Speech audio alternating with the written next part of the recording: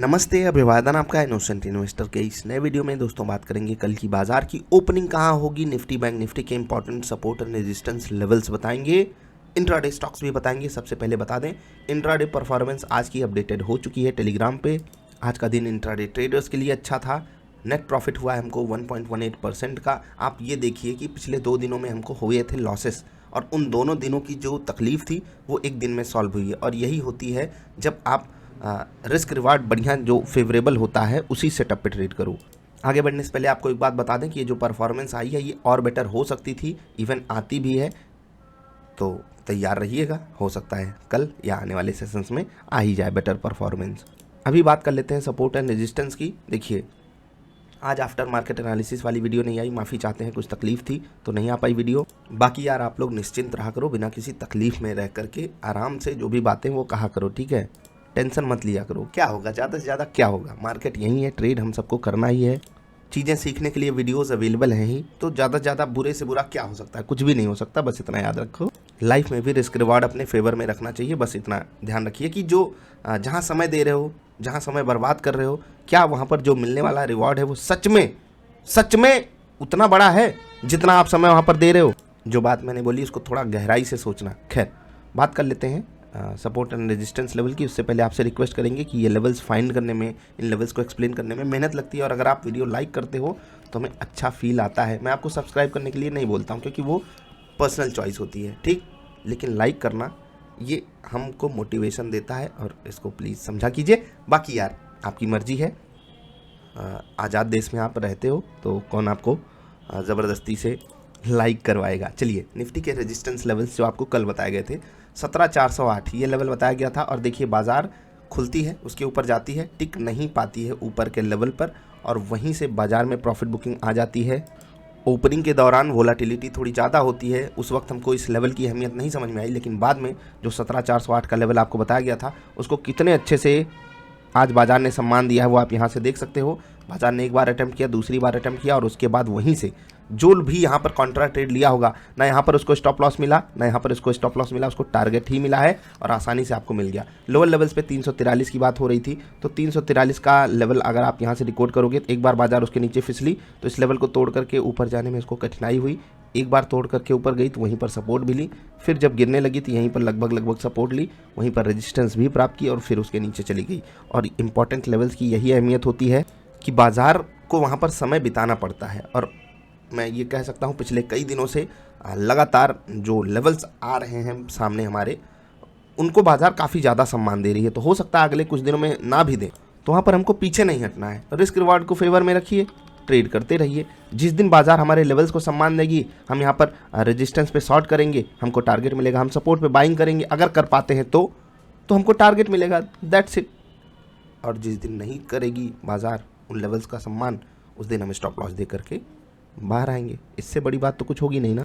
एक चीज़ से मैं बिल्कुल एग्री करता हूँ, जिस दिन लॉसेस होते हैं उस दिन दिमाग ख़राब होता है। इसलिए मैं आपको बार बार कहता हूँ क्वांटिटी थोड़ा सा कम रखिए शुरुआत में, जब तक आपका माइंडसेट उस लेवल का न डेवलप हो जाए कि मुझे कोई फ़र्क नहीं पड़ता, या फिर आपका माइंडसेट ऐसे ना हो जाए कि मैं यहाँ पर डेली प्रॉफिट कमाने नहीं आया हूँ, मैं बिज़नेस करने आया हूँ। बिज़नेस में किसी दिन हमको पैसा खर्च करके चीज़ों का ऑर्डर लगाना पड़ता है, और फिर हो सकता है आगे करके धीरे धीरे करके सेल्स जनरेट करके हम प्रॉफिट कमा लें। कोशिश किया कीजिए, जो मैं समझाने की कोशिश करता हूँ, ठीक है। निफ्टी बैंक में भी आप देख लीजिए 38,112 के लेवल की अहमियत क्या थी, इस लेवल की अहमियत क्या थी, जहाँ पर बाजार थोड़ी देर खड़ी थी। बाकी हमारा जो सपोर्ट लेवल था वो थोड़ा सा दूर हो गया, वहाँ तक बाजार गई नहीं। कह नहीं सकते बाजार ने इसको सम्मान दिया, क्योंकि बाजार कुछ अपने अलग ही माहौल में थी। 37,500 को ज़्यादा सम्मान दे रही थी बाजार, और यहाँ पर जो साइकोलॉजिकल लेवल था वो हमारे जो इंपॉर्टेंट लेवल है उससे पहले आ गया, तो बाजार ने वहाँ पर सम्मान दिया उसको।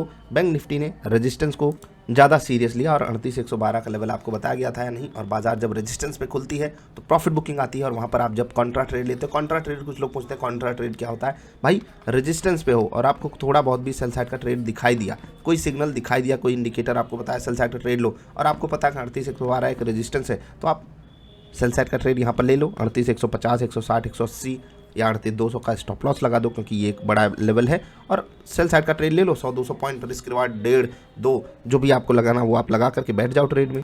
ये होता है कॉन्ट्रा ट्रेड। कॉन्ट्रा ट्रेड का मतलब है कि सपोर्ट पे मैं बाइंग करूंगा, रेजिस्टेंस पे मैं सेलिंग करूंगा। हाँ, कुछ कंफर्मेशन लेने जरूरी होते हैं, वो मैं आपको कई वीडियोज में समझाया भी हूँ, आगे भी सिखाता रहूंगा। कल की बाजार की बात करें उससे पहले निफ्टी ट्रेडर सेटअप का डिस्कशन करना है, क्योंकि आज आफ्टर मार्केट एनालिसिस वाली वीडियो आई नहीं थी। काफ़ी अच्छा दिन था, क्योंकि आसान हो जाता है ट्रेड करना ऐसे मौके पे जब बाजार रेजिस्टेंस के आसपास खड़ी हो। सेल साइड का ट्रेड लेना बहुत आसान था। 3 मिनट की कैंडल यहाँ पर हमने 17,300 की पुट को खरीदा, और 10 मिनट की कैंडल पे हमने 17,250 की पुट को खरीदा, और आपको रिजल्ट पता है कितने आसानी से हमको टारगेट्स मिले। चार्ट जरूर आपको दिखाना चाहूँगा, क्योंकि मैं निफ्टी ट्रेडर सेटअप का अगर फ़ैन हूँ तो कुछ तो बात होगी उसमें, तो ज़रूर देख लीजिए चार्ट। यहाँ कुछ भी आपको यहाँ पर अपने फेवर में नहीं दिखाई दे रहा होगा। पुट खरीदने का समय है, ठीक है। 200 वाला पुट, 17,300 की पुट 200 की थी, ठीक है, 200 पे क्लोजिंग हुई थी, और वहाँ से फिसल के 140 के आसपास आ गई। और वहाँ मतलब इतनी भयंकर गिरावट के बाद भी हमको कहा जा रहा है कि इस पुट को आप खरीद के चलो, बेचना मत। और कॉन्ट्रा ट्रेड लेने का कन्विक्शन हाई कहाँ से आया? सबसे पहले रेजिस्टेंस लेवल जो आपको बताया गया था। दूसरा निफ्टी ट्रेडर सेटअप ने भी आपको बता दिया आपको यहाँ पर सेल साइड का ही ट्रेड लेना है, यानी कि पुट बाई करना है। याद रखिएगा, सेल साइड के ट्रेड में भी पुट बाई होता है। कुछ लोग इसी से कंफ्यूज हो जाते हैं। आप बात करते हो बाई की और रहता है ट्रेड सेल साइड का। तो देखो यार, अगर आपको ऑप्शंस की समझ नहीं है तो हो सकता है आपके लिए ये चीज़ें कॉम्प्लिकेटेड हो, लेकिन उतनी भी कॉम्प्लिकेटेड नहीं, एकदम आसान है। कि जब आप पुट या कॉल बाई करते हो तो वहां पर आप तेजी या मंदी कर रहे हो, लेकिन पुट बाई करने का ये मतलब नहीं होता है कि आप बाई साइड का ट्रेड ले रहे हो। समझ रहे हैं ना? मतलब कि बाजार पॉजिटिव जाएगी, आपका ये कन्विक्शन नहीं, आपका कन्विक्शन है बाजार नीचे गिरेगी, इसलिए मैं पुट खरीद रहा हूं। तो पुट मंदी का सूचक होता है। जिनको ऑप्शंस की समझ नहीं, मैं सिर्फ उनको समझाना चाहता हूं, ठीक है। तो बस आगे बढ़ते हैं। अब आगे बढ़ने से पहले सिर्फ ये कहना चाहेंगे कि बहुत कम इंडिकेटर्स या सेटअप ऐसे होते हैं जो इतनी बड़ी गिरावट के बाद भी बोलते हैं कि आपको यहाँ पर बाइंग करनी है, और उसके बाद क्या रिजल्ट हुआ आपको पता है। और रोज़ ऐसे मौके नहीं आते हैं, समझ रहे हैं ना आप? मैंने आपको पहले भी समझाया हुआ है कि महीने में 2, 3, 4 दिन भी अगर हमको ऑल टारगेट वाले दिन मिल गए, बाकी दिन अगर हम कॉस्ट पे रहें, नेट मैं कहता हूँ कुछ भी ना मिले बाकी हमको, तो भी हम एक बड़े प्रॉफिट में हैं। क्योंकि आपका यहाँ पर मार्जिन रिक्वायरमेंट कितनी थी? 7,500 रुपये, ठीक है, 7,500-8,000 रुपये, और वहाँ से आप 800-900 रुपये कमा ले रहे हो। मैं एक लॉट पे बात कर रहा हूँ, एक लॉट जो कि 50 का लॉट साइज है निफ्टी का, उस पर मैं बात कर रहा हूँ। और लगभग सेम सिनारियो था 10 मिनट की कैंडल पे, जहाँ पर हमने 17,250 की पुट को खरीदा था, और यहाँ पर भी काफ़ी आसान था ट्रेड को लेना। देखिए आपके पास सारी अपॉर्चुनिटी थी, इतना तेज़ी भी आ गई, ठीक है, पुट में इतनी तेज़ी आ गई। एक पुट जो कि ऑलमोस्ट 180-90 के आसपास क्लोज हुआ था, वो ओपन होता है नीचे। उसके बाद लोअर लेवल्स पे 110-115 का लो लगाता है, 118 का लो लगाता है, ऊपर आता है, और ऊपर के लेवल पे भी हमको पुट ही खरीदने की सलाह मिलती है सेटअप के द्वारा। और देखिए फिर वहाँ पर कितनी बढ़िया तेज़ी आती है, आसानी से यहाँ पर भी टारगेट हिट मिलता है हमको। यहाँ पर मार्जिन रिक्वायरमेंट 7,500 नहीं थी, यहाँ 10,000 के आसपास थी, लेकिन कोई बात नहीं। ओवरऑल अगर आप दोनों को जोड़ भी दोगे तो 10 और 7 17-18,000 लग रहा है टोटल मार्जिन। 2 लॉट पे एक साथ ट्रेड करने का मार्जिन 17-18,000 लग रहा है। मैं आपको 25,000 रखने के लिए बोलता हूँ। कभी कभी ये लिमिट थोड़ी सी एक्सटेंड होती है, 30,000 35,000, लेकिन मोस्ट ऑफ द केसेस में आपको मार्जिन रिक्वायरमेंट 25,000 से कम की ही होती है। ये मैं आपको कई बार समझा चुका हूँ। तो आज का दिन काफ़ी ज़्यादा अच्छा था, खासकर निफ्टी ट्रेडर सेटअप के लिए, क्योंकि वहाँ पर कन्विक्शन हाई था। तो जब भी कन्विक्शन हाई होगा तो हमारी जो क्वांटिटी है वो हाई होती है, ठीक। अब कुछ बातें मैं आपको यहाँ पर बिल्कुल क्लियर करना चाहूँगा। वन डे की परफॉर्मेंस देख करके आपको किसी पे भी भरोसा नहीं करना है। अगर आप मुझे देख रहे हो, निफ्टी और बैंक निफ्टी के लेवल्स को देख रहे हो, कम से कम उनको 5 दिन 7 दिन जा करके परखो, 5 दिन 7 दिन की निफ्टी ट्रेडर की परफॉर्मेंस देखो, तभी किसी चीज़ से इंप्रेस होना। ऐसे इंप्रेस हो जाओगे तो बहुत से लोग आपको हर जगह इंप्रेस ही करने पर तुले हुए हैं। और थोड़ा ध्यान से, ठीक है, ध्यान से। कल इंट्राडे स्टॉक्स, सबसे पहले स्टॉक रहेगा विप्रो, सही लेवल पे खड़ा है। और जब यहाँ पर डेली नहीं, आप 2 घंटे की कैंडल पे चले जाइए, 2 घंटे 1 घंटे कुछ भी आप देखोगे, मज़ेदार आपको लेवल्स दिखाई देंगे। जिन्होंने volume action trading, pivot point, Fibonacci की वीडियो देख रखी है, उनको सब कुछ पता है यहाँ पर क्या करना है।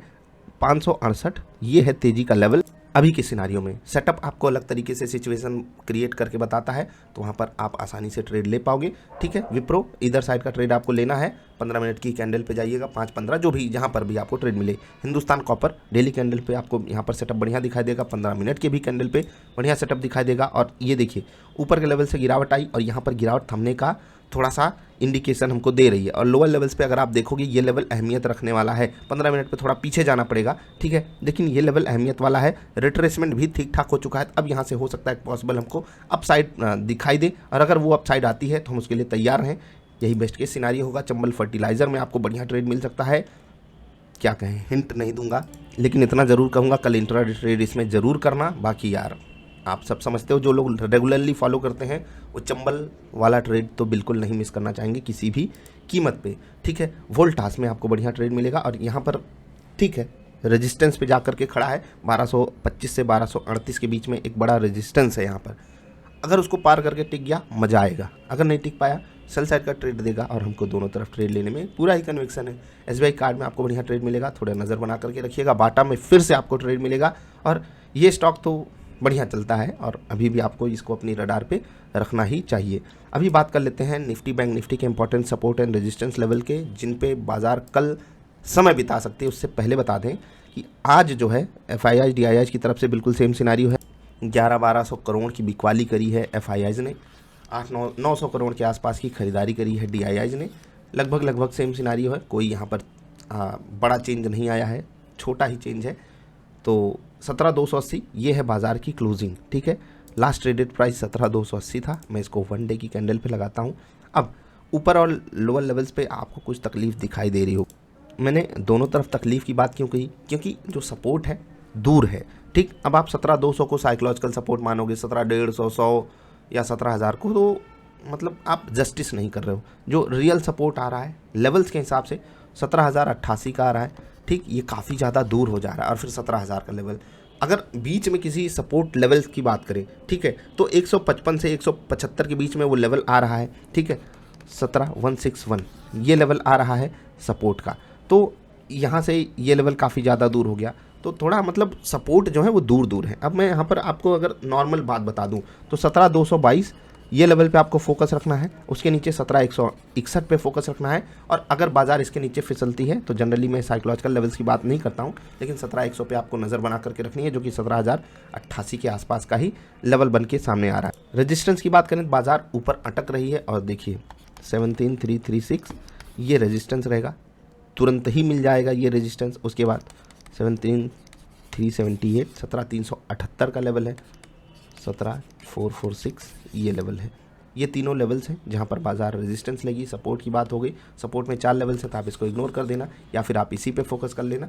और लेवल्स की जब बात मैं करता हूं तो मोस्ट ऑफ द केसेस में क्या होता है, एक रेंज होती है, ठीक है। यहाँ पर बाजार आकर के सपोर्ट लेगी और उसके लिए मैं आपको लेवल देता हूँ। तो रेंज पे अगर बाजार सपोर्ट ले रही है तो वहाँ पर आप कंफ्यूज मत हुआ कीजिए, ठीक है। बैंक निफ्टी की बात कर लेते हैं, पहले इसको मिटा देते हैं। अभी बैंक निफ्टी 37,500 के आसपास की क्लोजिंग है, 37,658 ये ऊपर जाती हुई बाजार का रेजिस्टेंस लेवल रहेगा। 37,910 ये दूसरा रेजिस्टेंस रहेगा। 38,193 ये रहेगा तीसरा रेजिस्टेंस लेवल गिरती हुई बाजार में। 37,254 37,102 102, ठीक है, पास है ना। 36,955 ये रहेंगे support and resistance level bank Nifty के। तो इंट्राडे स्टॉक्स की बात हो गई, इंट्राडे परफॉर्मेंस की बात हो गई, कुछ इंपॉर्टेंट बातें भी मैंने करी, निफ्टी ट्रेडर की भी बात हुई।